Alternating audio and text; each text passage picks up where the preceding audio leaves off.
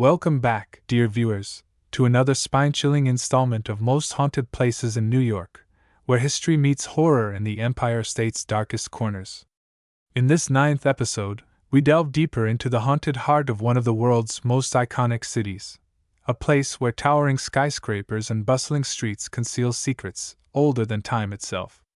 Beneath the glittering lights of Broadway and the storied facades of Manhattan's historic buildings lies a shadowy underworld teeming with restless spirits, tragic tales, and unrelenting dread. New York City is more than just a concrete jungle, it's a labyrinth of haunted legends waiting to be uncovered. From its earliest days as a Dutch colony to its modern identity as a global metropolis, the city has borne witness to countless stories of triumph and tragedy. These narratives are etched into its very foundations, stories of betrayal, loss, and untimely death that refuse to fade quietly into oblivion. Each cobblestone street, each dimly lit alleyway, and each creaking floorboard carries echoes of lives lived and lost, creating an atmosphere ripe for paranormal encounters. In this episode, we'll journey through some of New York's most infamous haunted locales, places steeped in lore and fear, where the past refuses to stay buried. We'll peer into the shadowy depths of abandoned theaters, explore eerie tunnels cloaked in mystery, and tread cautiously through centuries-old mansions teeming with restless spirits. Along the way, we'll hear first-hand accounts from witnesses brave enough to confront the unknown, examine chilling evidence captured by paranormal investigators, and unravel the tragic histories that give rise to these hauntings. From the spectral whispers of the Chelsea Hotel to the blood-soaked corridors of the Merchant's House Museum, and from the ghostly apparitions haunting the catacombs beneath St. Patrick's Cathedral to the cursed grounds of Hart Island, every location on our list is steeped in supernatural energy. But what makes these places truly terrifying isn't just their association with death, it's the lingering presence of unresolved emotions, unspoken regrets, and unfinished business that keep their spectral inhabitants tethered to this realm. As we step into the haunted heart of New York, remember, sometimes the most terrifying truths lie just beyond the veil, and once you cross it, there's no turning back. So dim the lights, keep your ears sharp, and prepare yourself for a descent into the macabre. Are you ready to uncover the secrets hidden within the shadows of the Big Apple? The Chelsea Hotel, a haunting legacy of art and tragedy nestled in the heart of Manhattan's West Side, the Chelsea Hotel stands as both a monument to artistic brilliance and a repository of dark, spectral energy. Opened in 1884, this Gothic revival masterpiece was once home to luminaries like Mark Twain, Bob Dylan, and Patti Smith, who found inspiration within its labyrinthine halls and bohemian charm.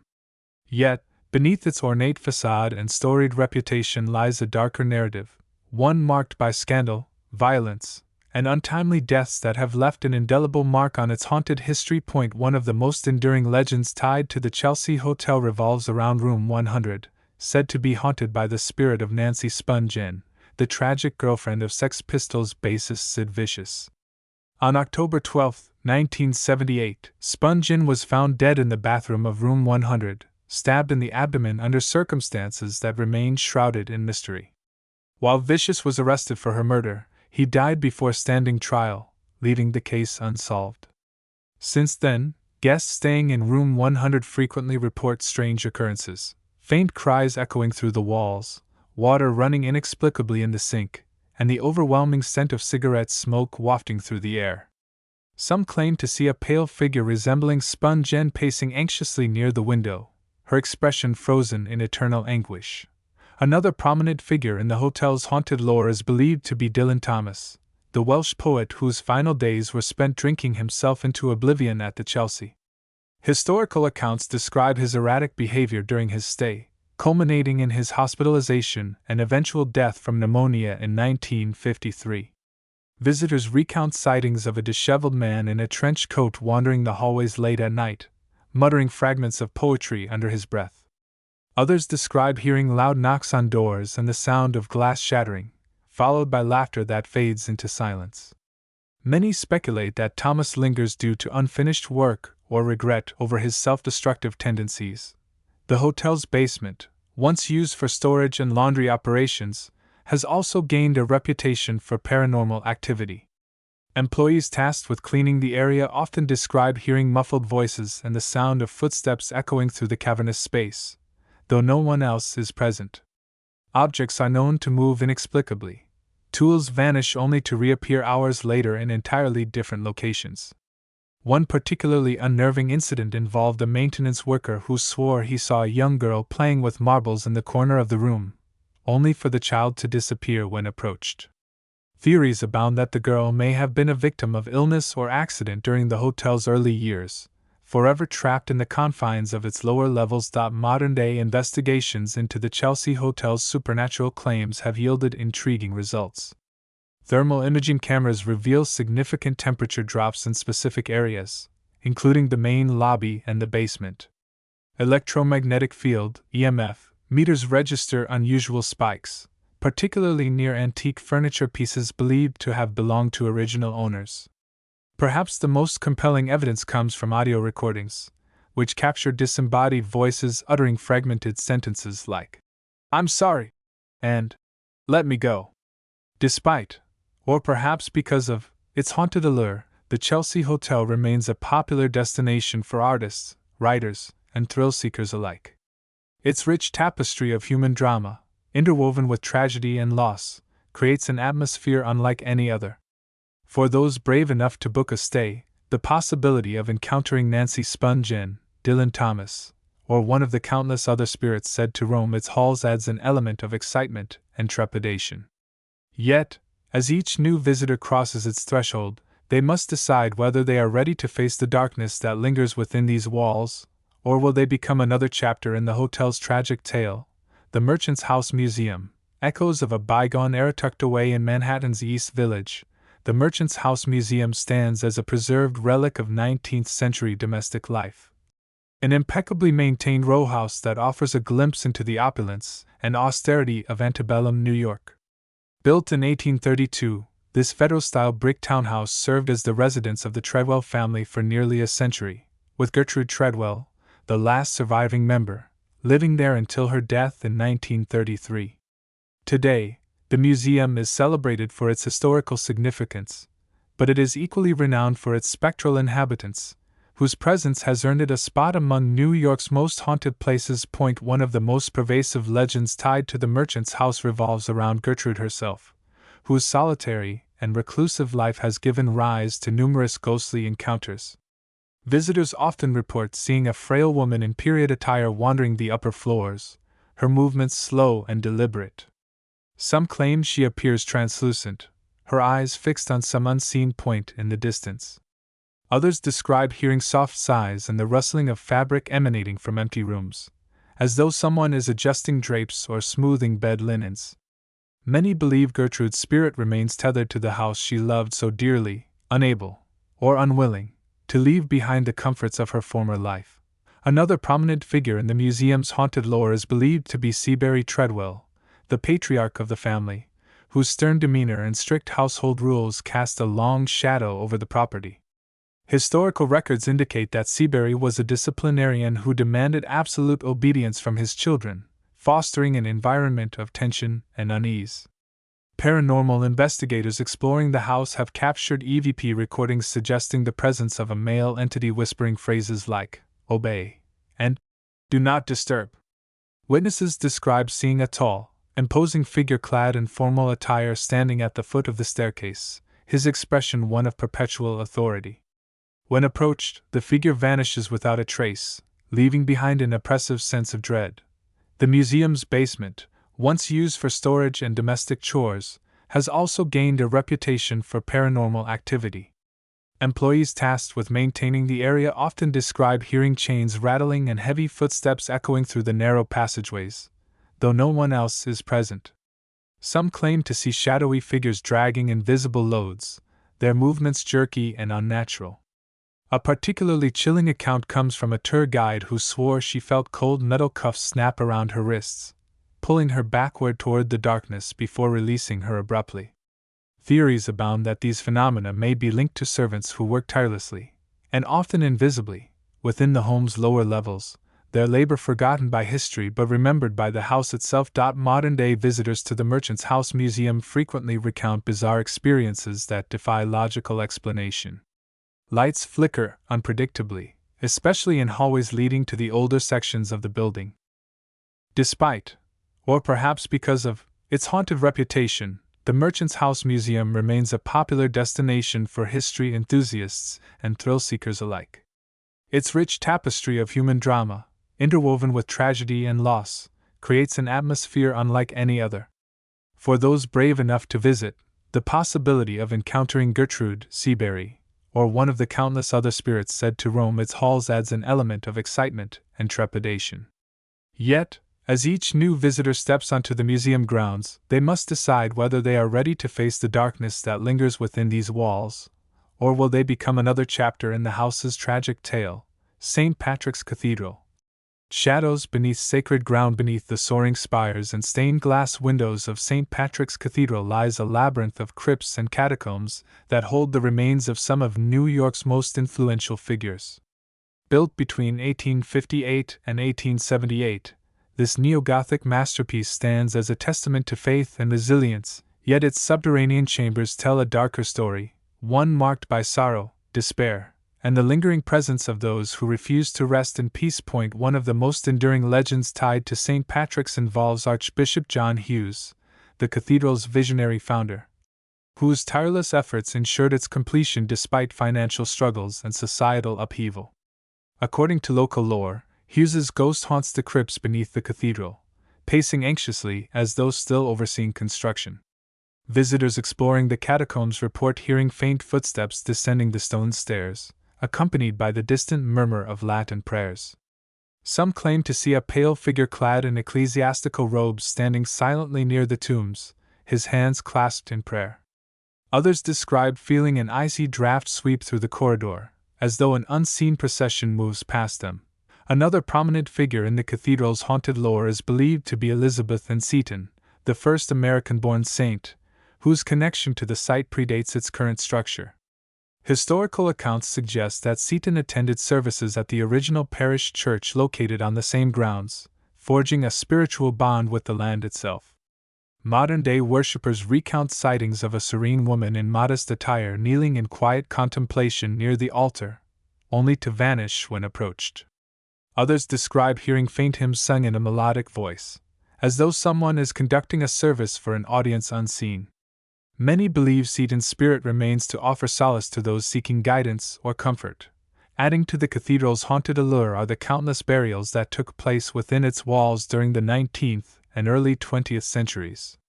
Due to overcrowding in surrounding cemeteries, many individuals were interred in unmarked graves beneath the cathedral's foundation. Visitors walking through the nave often feel an inexplicable sense of heaviness, as though unseen eyes are watching their every move. Shadows flit across peripheral vision, disappearing when directly observed. Some claim to hear disembodied voices calling out names unfamiliar to modern ears, believed to be the voices of parishioners buried without proper markers. Others report seeing apparitions of men and women in period clothing, their faces gaunt and weary, standing silently amidst the pews. Paranormal investigators exploring St. Patrick's Cathedral have documented numerous instances of unexplained phenomena. EMF detectors routinely spike in certain areas, particularly near the crypts and the altar. EVP recordings capture faint whispers pleading for help, interspersed with anguished cries. One investigator captured a chilling photograph of a translucent figure standing motionless in the doorway of the catacombs, its hands raised as if begging for mercy. These findings have solidified the site's reputation as one of New York's most active haunted locations. Despite, or perhaps because of, its grim history, St. Patrick's Cathedral continues to attract curious souls eager to confront its spectral inhabitants. For many, visiting the site serves as both a pilgrimage and a reckoning, an opportunity to honor the lives lost and acknowledge the sacrifices made in pursuit of faith and freedom. Whether you're drawn by the allure of its architectural splendor or the weight of its tragic legacy, St. Patrick's Cathedral offers an unforgettable experience where the line between the living and the dead blurs, and the echoes of yesterday linger just beyond reach. Hart Island, the island of lost souls far removed from the glittering skyline of Manhattan lies Hart Island, a desolate stretch of land in Long Island Sound that has served as New York City's Potter's Field for over 150 years. This grim expanse of marshland and burial trenches holds the remains of an estimated 1 million individuals, many of whom were unidentified, unclaimed, or too poor to afford proper funerals. Often referred to as the Island of Lost Souls, Hart Island is a place where anonymity reigns supreme, yet its haunted reputation suggests that even in death, some refuse to be forgotten. One of the most pervasive legends tied to Hart Island revolves around the mass graves that dot its landscape. Historical records indicate that bodies were stacked 3 deep in wooden boxes and buried en masse, often without ceremony or dignity. Over time, the ground settled unevenly, leaving behind sunken earth and exposed coffins. Visitors exploring the island report hearing faint moans and cries emanating from the burial trenches, as though the interred are attempting to break free. Some claim to see shadowy figures huddled together, their faces obscured by darkness, while others describe feeling an oppressive weight pressing down on them as they approach the gravesites.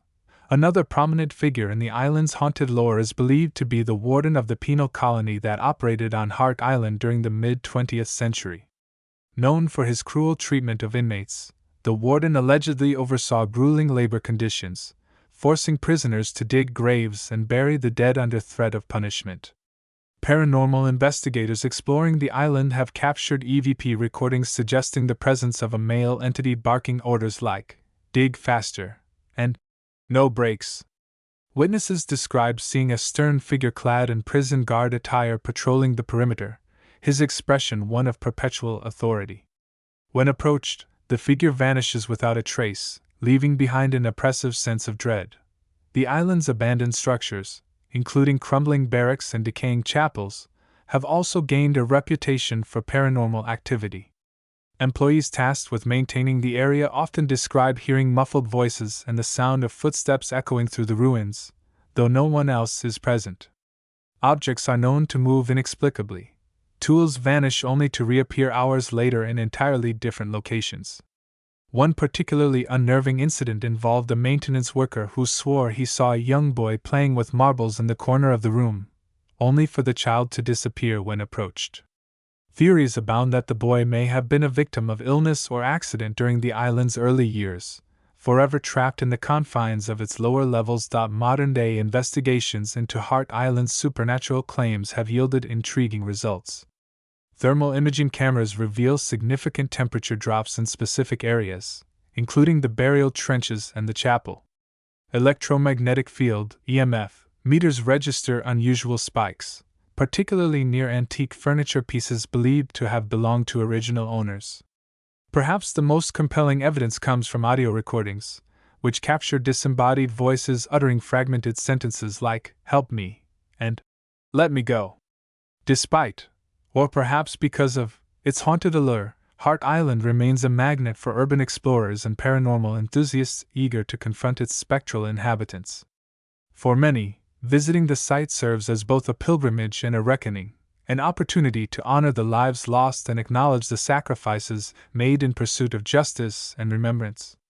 Whether you're drawn by the allure of its haunting beauty or the weight of its tragic legacy, Hart Island offers an unforgettable experience where the line between the living and the dead blurs, and the echoes of yesterday linger just beyond reach. As we traverse the haunted landscapes of New York, from the opulent halls of the Chelsea Hotel to the somber grounds of St. Patrick's Cathedral, striking similarities emerge that transcend individual locations and histories. These patterns are not merely coincidental but reflect universal themes of human emotion, unresolved trauma, and the enduring power of memory. From the wailing wards of hospitals to the shadowed basements of monuments, these sites share a commonality that binds them together in a spectral sisterhood of sorrow and suspense. One recurring motif is the concept of unfinished business.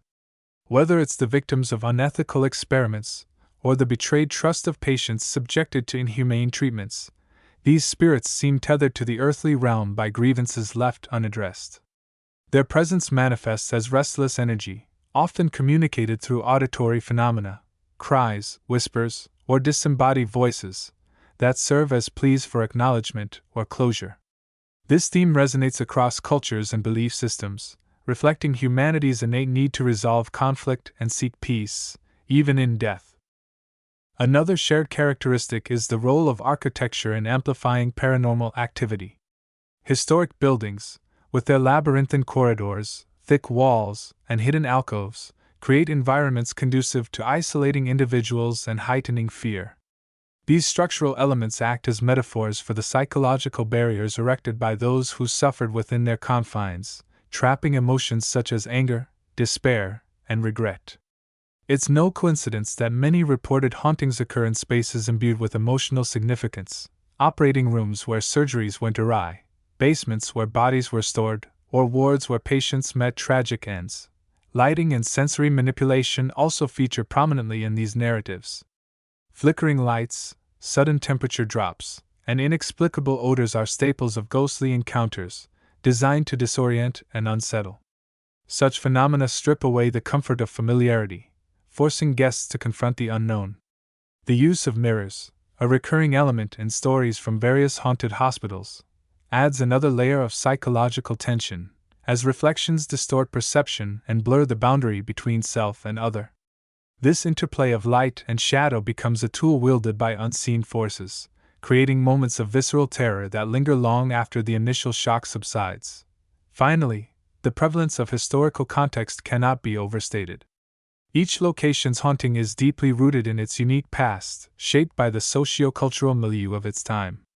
The brutal medical practices embedded in the DNA of older establishments contrast sharply with the glamorous yet tragic lives immortalized in urban legends. Yet both narratives tap into broader archetypes of ambition, betrayal, and mortality, ensuring their resonance with audiences regardless of personal experience. By drawing on these universal motifs, these haunted places transform from mere buildings into living repositories of collective memory, inviting us to peer into the abyss of our shared humanity.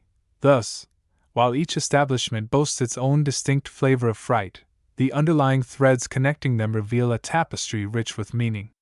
These patterns remind us that the supernatural is not so much about the entities themselves but the stories they tell, the echoes of lives interrupted, passions extinguished, and truths obscured. As we continue to explore these haunted locales, we find ourselves grappling not only with the specters of the past but with the timeless questions they raise about life, death, and everything in between. The psychology of fear. Why haunted places captivate us? What is it about haunted places that grips our imaginations so profoundly? Beyond the creaking floorboards and flickering lights lies a deeper allure, one rooted in the psychology of fear and the human fascination with the unknown. These sites, by their very nature, are places of vulnerability.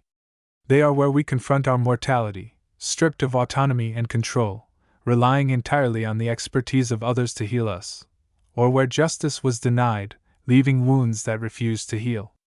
When these spaces become haunted, they amplify our primal fears, transforming familiar settings into arenas of existential dread. The combination of historical context, architectural design, and the lingering presence of past suffering creates a perfect storm of terror that resonates deeply within us. At the core of this captivation is the concept of liminality, the state of being on the threshold between two worlds. Haunted places exist in this liminal space, bridging life and death, health and illness, hope and despair. This inherent duality makes them fertile ground for supernatural narratives. Ghosts, as manifestations of unresolved trauma or unfinished business, embody the tension of being caught between states. They serve as reminders that the boundaries we construct, between life and afterlife, sanity and madness, are far more permeable than we'd like to believe. For many, visiting a haunted site feels like stepping into a twilight zone where the rules of reality no longer apply, igniting both curiosity and unease. Architecturally, haunted places contribute to this atmosphere of dread through their design. Long, sterile hallways lined with identical doors create a sense of disorientation, while poor lighting and echoing acoustics heighten sensory awareness. These features mimic the psychological effects of anxiety and claustrophobia, making even mundane sounds, a distant cough, the hum of fluorescent lights, feel ominous. The labyrinthine layouts of older structures, with their hidden wings and underground tunnels, evoke feelings of entrapment and uncertainty. Every corner becomes a potential threat, every shadow a possible harbinger of danger. This environmental manipulation taps into our instinctual fight or flight response, keeping us perpetually on edge. Cultural influences also play a significant role in shaping our fascination with haunted places. Media representations, from films like The Shining to television series such as American Horror Story, have cemented the trope of the haunted asylum, courthouse, or battlefield as a locus of horror.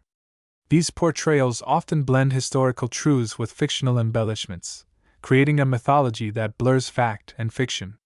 Audiences are drawn to these stories because they reflect societal anxieties about institutional power, systemic injustice, and the fragility of the human mind. Haunted places become microcosms of larger fears: the loss of agency, the misuse of authority, and the haunting specter of mistakes made in the name of progress. Moreover, haunted places appeal to our desire for catharsis. Engaging with these tales allows us to process our own fears about mortality, injustice, and the flaws inherent in systems meant to protect us. By confronting ghostly apparitions and unexplained phenomena, we externalize internal anxieties, transforming abstract fears into tangible adversaries. This vicarious experience provides a safe outlet for exploring the darker aspects of human existence, offering both thrill and relief. It's no wonder that ghost tours and paranormal investigations of haunted places attract participants eager to test their courage against the unknown. Ultimately, the enduring allure of haunted places lies in their ability to mirror our deepest fears while challenging our understanding of reality. They remind us that the past is never truly buried, that pain and injustice leave indelible marks on both people and places. As we walk their haunted halls, we are forced to confront not only the spirits said to inhabit them but also the ghosts within ourselves, the regrets, doubts, and unanswered questions that linger long after the wounds have healed. In doing so, we find a strange comfort in knowing that we are not alone in our fears, that others have walked these same paths and emerged, shaken but alive, to tell their stories. As we bring this chilling journey through New York's most haunted places to a close, one thing becomes abundantly clear: the spirits of the past refuse to be silenced. Each creaking floorboard, each whispered name, and each fleeting shadow serves as a testament to lives lived, lost, and lingering in the spaces we dare to call haunted. These stories are more than mere campfire tales. They are fragments of history, stitched together by human emotion, tragedy, and the relentless passage of time. They remind us that the line between the living and the dead is far thinner than we might believe, and that sometimes the most terrifying truths lie just beyond the veil. But why stop here? If these accounts have stirred something within you, a spark of curiosity, a shiver of excitement, I urge you to take the next step. Visit one of New York's haunted places yourself. Walk the same halls where spirits are said to roam, stand in the rooms where history's echoes reverberate, and let the unknown brush against your senses. Whether you're a skeptic seeking proof or a believer eager to commune with the other side, these forsaken institutions offer an unparalleled opportunity to confront the mysteries that lie just beyond comprehension. There's nothing quite like experiencing the weight of decades-old despair firsthand, feeling the chill of a presence that defies explanation, or hearing the faint strains of voices from another time. And when you return, share your story. Did you feel the icy touch of a ghostly hand? Hear the faint tap of footsteps in an empty corridor? Or perhaps nothing happened at all, but isn't that silence just as intriguing? Your experiences add to the rich tapestry of lore surrounding these haunted places, ensuring their legacies endure for generations to come.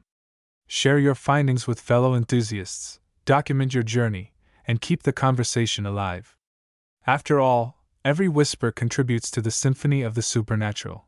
Until then, keep your lanterns lit and your courage steady. The spirits are waiting.